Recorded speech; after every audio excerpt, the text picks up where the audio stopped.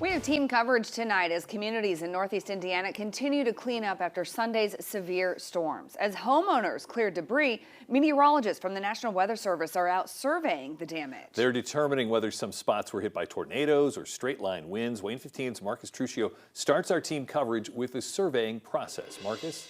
Today, the National Weather Service confirmed a tornado did touch down in Noble County. Nathan will have those specifics in just a minute, but I followed a team in Steuben County. They were surveying damage near Pleasant Lake and Long Lake.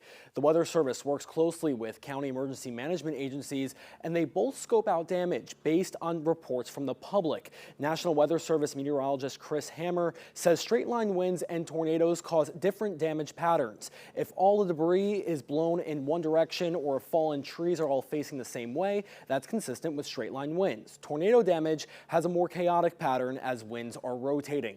Hammer says the surveys this week have been a little challenging as the damage from the storms was widespread.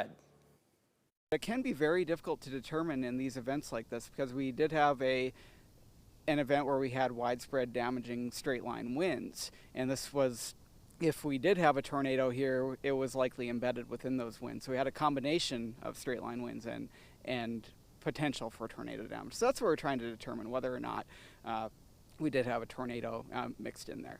The Weather Service has yet to say if Pleasant Lake and Long Lake did in fact see a tornado, but Hammer says based off the damage he has seen, wind speeds likely reach 75 to 85 miles per hour, whether it was a tornado or straight line winds. One place where we do know a tornado touchdown again is Noble County. Meteorologist Nathan Gidley has the findings from that survey. Well, an EF1 tornado has been confirmed in Noble County with a peak wind speed at 90 miles per hour. It was on the ground for only 2 minutes, but it traveled 1.41 miles, had a maximum width of 200 yards. Thankfully, no injuries with this particular twister.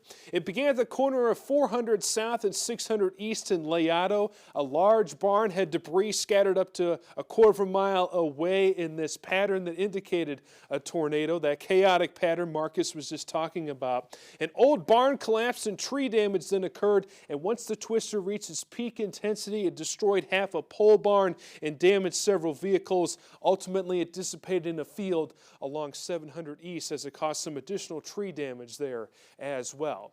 So that twister is confirmed in addition to our 75-mile-per-hour microbursts in Kosciuszko County. They also found straight-line wind damage near Scott in LaGrange County. More details pending on that. Then we're still waiting on the surveys to be completed in Steuben County, as Marcus just mentioned. And then Noble County from Wolf Lake to Albion, we're also still waiting for that survey to be completed.